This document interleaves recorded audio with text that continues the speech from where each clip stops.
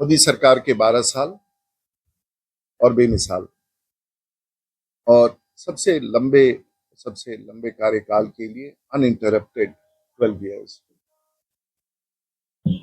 और शायद उस सरकार में एक सांसद के रूप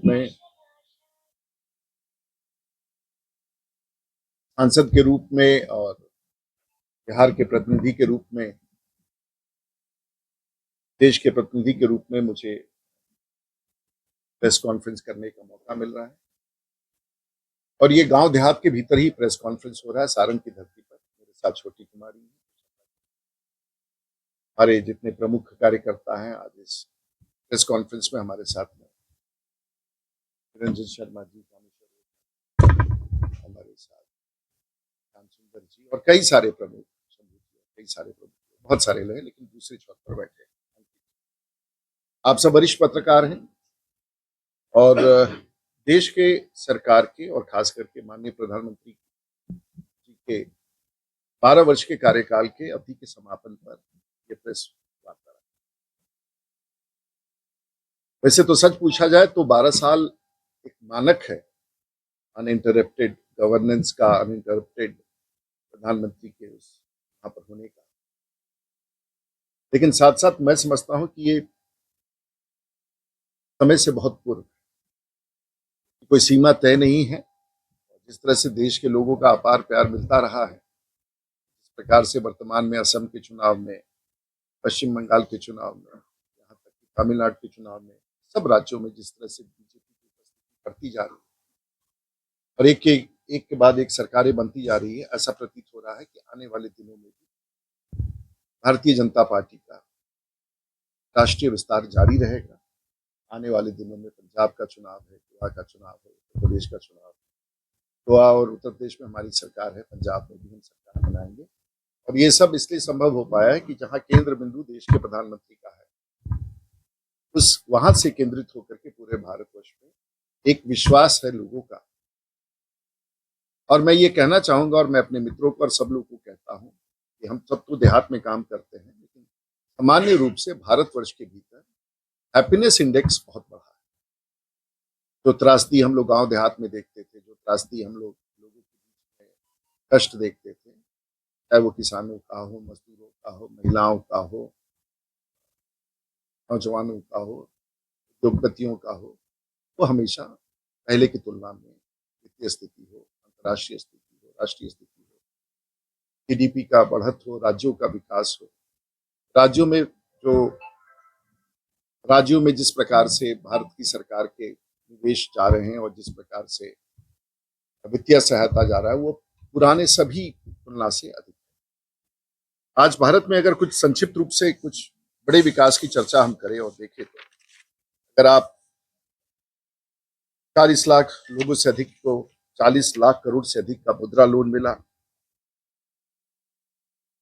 पहले तो हम लखपति दीदी की बात करते थे, अब हम करोड़पति दीदी की बात करते हैं, और ये भारत में संभव हो पाया है। स्टार्टअप बढ़ रहे हैं, इनोवेशंस बढ़ रहे हैं, स्पोर्ट्स में विस्तार हो रहा है। और कभी किसी ने कल्पना नहीं की थी कि सामान्य लोगों के बीच में, गरीबों के बीच में, पिछड़े और अत्यंत पिछड़े लोगों के बीच में हम 4 करोड़ पक्के के घर दे सकेंगे। लगातार एमएसपी जो किसानों को जा रहा है वो लगभग 4.3 लाख करोड़, हर किसान को 6,000 सामान्य रूप से उसके खाते में जाता है। इस प्रकार से कुसुम योजना और अन्य योजनाओं के तहत बिजली का, पारंपरिक बिजली के स्रोत और अपारंपरिक बिजली के स्रोतों का विस्तार हो रहा है। और नॉन कन्वेंशनल में जिस प्रकार से हम दुनिया के स्तर पर अपारंपरिक ऊर्जा स्रोत का विकास कर रहे हैं, वो दुनिया में ऐसा मिसाल किसी नहीं।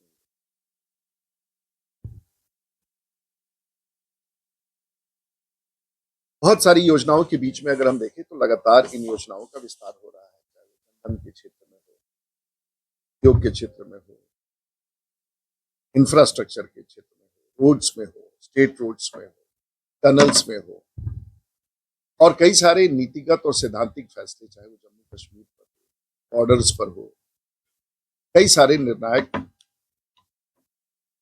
विकास के पहल किए गए। और मेरा ऐसा मानना है कि सारण की धरती पर देश के प्रधानमंत्री की अपार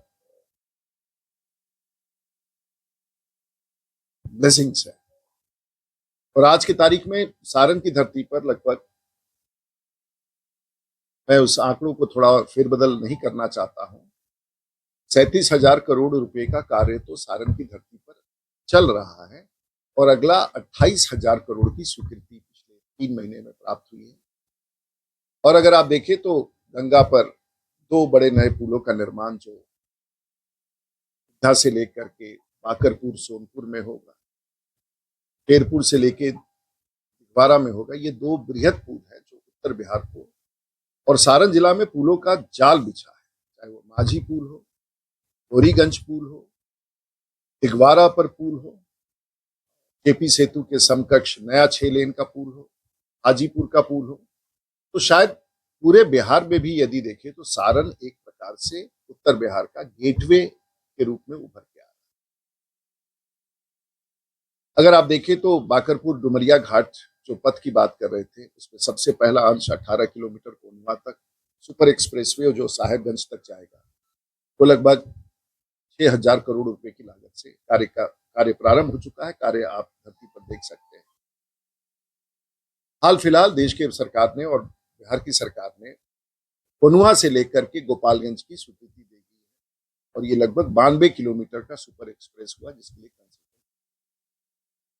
थोड़ा सा और आगे बढ़े, पटना का दक्षिण रिंग रोड का कार्य पूरा लगभग हो गया है, लेकिन दिघवारा से निकल करके आने वाला जो पुल है शेरपुर दिघवारा, उससे एक नॉर्थर्न रिंग रोड का कल्पना किया गया है और उसकी स्वीकृति भारत सरकार ने प्रदान कर दी है। लगभग 6,000 करोड़ की योजना होगी और ये बेला फैक्ट्री से आगे निकल के कोलवा होते हुए हाजीपुर में प्रवेश करेगा। बृहद योजना। उतना ही नहीं, नए पुल के निर्माण के बाद यातायात बढ़ेगा और दिघवारा से एक स्पर निकल रहा है जो सीधे भेल्दी आके ग्रीनफील्ड बनेगा। 722 जो छपरा से मुजफ्फरपुर है, उसके चौड़ीकरण का प्रस्ताव मूव कर गया है, वो लगभग 6,000 करोड़ के आसपास आएगा। रेवा घाट पर नए पुल के निर्माण की स्वीकृति प्रदान होगी और पुराना जो पीडब्ल्यूडी का पुल है उसे तोड़ के गिराया जाएगा जब नए का निर्माण हो जाएगा और ये कार्य लगातार चल रहा है। छपरा बाईपास का 6 लेनिंग का कार्य है लगभग 600 करोड़ का। और उतना ही नहीं, इसके अतिरिक्त आप आगे देखेंगे तो जिस प्रकार से एक और बड़ी योजना, बिहार का विकास हो रहा है, पटना का विकास हो रहा है, लेकिन अब गंगा पथ की तरह बिहार की सरकार ने देश के प्रधानमंत्री के सानिध्य में और साधन के साथ आमी गंगा पथ के निर्माण का कार्य, जो गंगा पथ से खूबसूरत।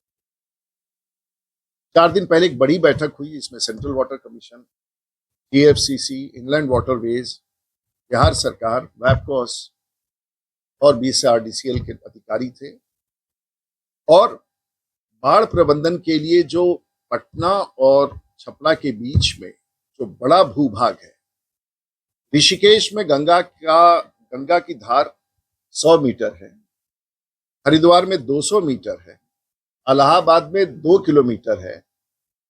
अनुपातिक तौर पर बिहार में गंगा का पेट, गंगा माँ का पेट या उस भाग का चौड़ाई 4 किलोमीटर होना चाहिए।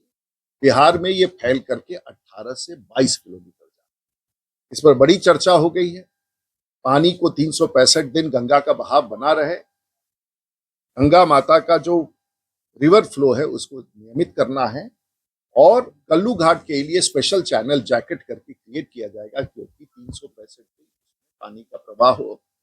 जो सारण जिला का उत्तरी गंगा तट होगा वो भारत का सर्वश्रेष्ठ खूबसूरत टूरिस्ट डेस्टिनेशन बनेगा, जिसमें 365 दिन पानी का प्रवाह।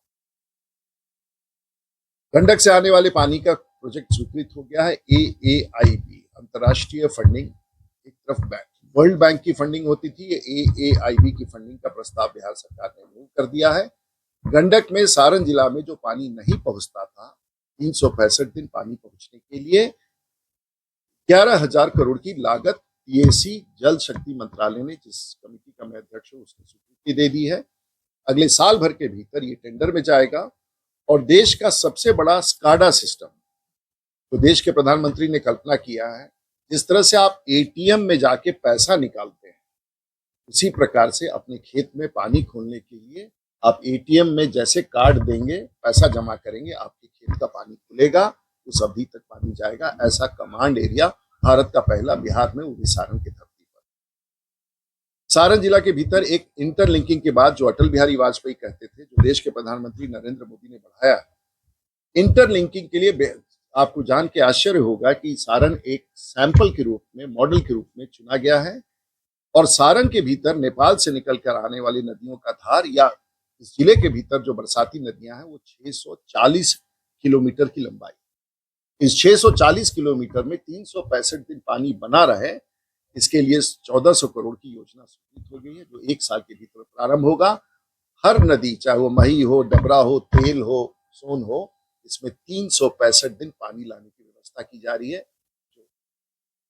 बिहार की सरकार ने सैटेलाइट सिटी की बात की है, और कई बार ये हम सब किसानों के प्रति समर्पित, चाहे किसान हो, हमने ये आश्वस्त किया है किसानों की भूमि का उचित मुआवजा, और किसानों के भूमि के उचित मुआवजा के साथ उसके आने वाले पीढ़ी के लिए भी आय की व्यवस्था की जाए। इसमें स्पष्ट रूप से बताना चाहेंगे, कुछ लोग जमीन पर विवाद खड़ा कर रहे हैं।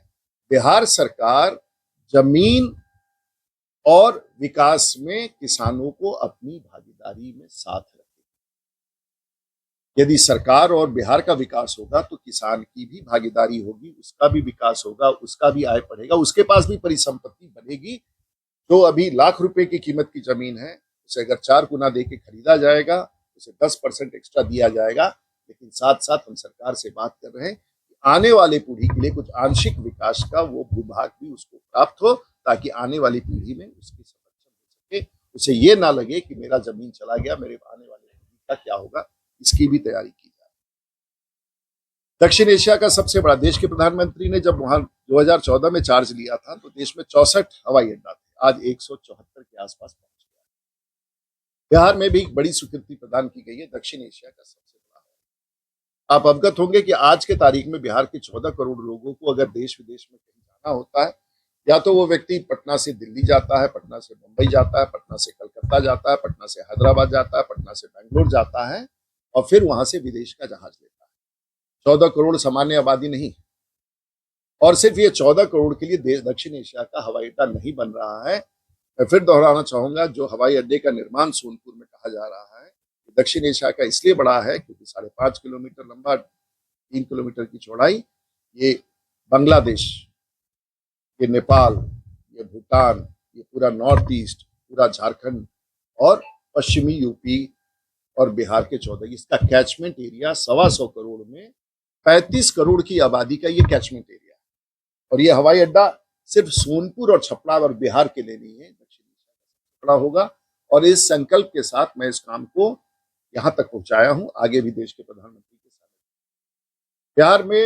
बिहार के बच्चे फ्लाइंग के लिए पूरे भारतवर्ष में जाते हैं। एरो स्पोर्ट्स का पहला हब, शायद इसकी कल्पना आप नहीं, चाहे वो पैरा जंपिंग हो, पैराग्लाइडिंग हो, बिहार सरकार ने देश की सरकार के साथ मिलकर, एरो क्लब के साथ मिलकर के बिहार को पैरा स्पोर्ट्स, एडवेंचर स्पोर्ट्स का हब बनाने का निर्णय लिया है। इसकी कार्य, हमारे बच्चे पायलट बनना चाहते हैं, हमारी बच्चियां पायलट बनना चाहती हैं, उनको करोड़ों रुपया दे करके देश के दूसरे कोने में जाकर के, और सालों साल इंतजार करना पड़ता है। बिहार की सरकार ने तय किया है कि बिहार को, देश की सरकार के समर्थन के साथ, बिहार में फ्लाइंग ट्रेनिंग ऑर्गेनाइजेशन, ताकि बिहार के बच्चे कप्तान बन सके, लड़कियां कप्तान बन सके, उसकी भी बड़ी योजना।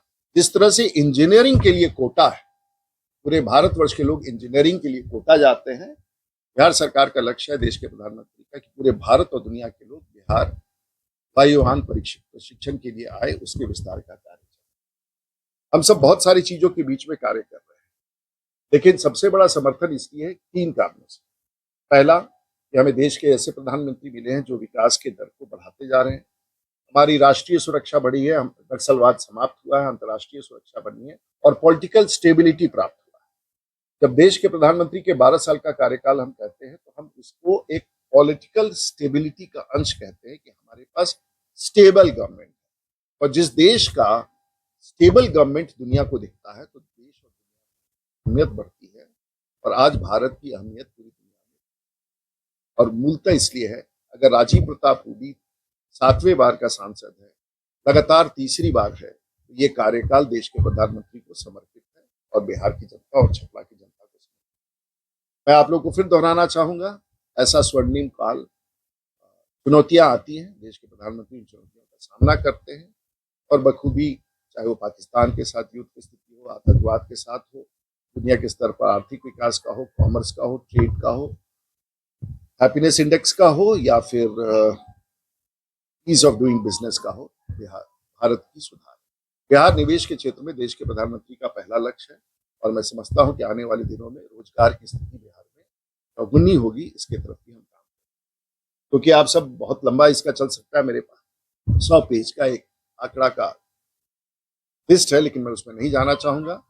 मैं समेकित रूप से यही बताना चाहूंगा कि हम सब जनप्रतिनिधि जो देश में पार्लियामेंट में बैठते हैं, देश के प्रधानमंत्री के दूत के रूप में अपने अपने संसदीय क्षेत्र में, अपने अपने इलाके में काम करते हैं और देश की नजर, सरकार की नजर और देश के प्रधानमंत्री की नजर गांव में बैठा हुआ, धुलाई में बैठा हुआ, शेखपुरा में बैठा हुआ, कोरिया में बैठा हुआ गरीब या किसी दलित बस्ती में बैठा हुआ उसके प्रति है हम सब, चाहे वो नल जल की योजना हो, सड़कों का विस्तार हो, ग्रामीण सड़कों हो, राज्य सरकार की सड़कों, केंद्र सरकार की सड़कों का, हर तरह से सुरक्षा और सामाजिक और आर्थिक सुरक्षा के लिए हम कार्रवाई करते हैं। मैं आपसे इसको इतनी विषय रखते हुए 12 साल में एक बार फिर से देश के प्रधानमंत्री को, और आगे का कार्य अवधि कोई हम सीमित नहीं कर रहे हैं, आप सबको बहुत बहुत बधाई। और सारण की धरती की तरफ से, बिहार की धरती की तरफ से पूरे भारतवर्ष में संवाद जाए कि हमें अपने देश के प्रधानमंत्री के प्रति गर्व है, उनकी टीम के प्रति गर्व है, उनकी सोच के प्रति गर्व है, उनकी यात्रा के प्रति गर्व है और विश्वास के साथ भारतीय जनता और खास करके सारण की जनता उनके साथ है। अब आप कोई सवाल पूछना चाहे पूछ सकते।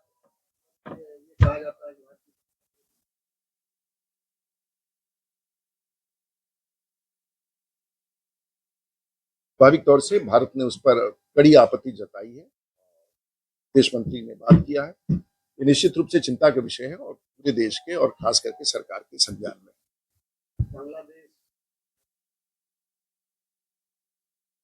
देखिए, हमें अपने स्तर पर ऐसे सवालों का उत्तर नहीं देना चाहिए और भारत के ऊपर कोई आंख दिखाए ऐसा कहना उचित नहीं होगा कि हमारे। राकेश जी, आप हैं?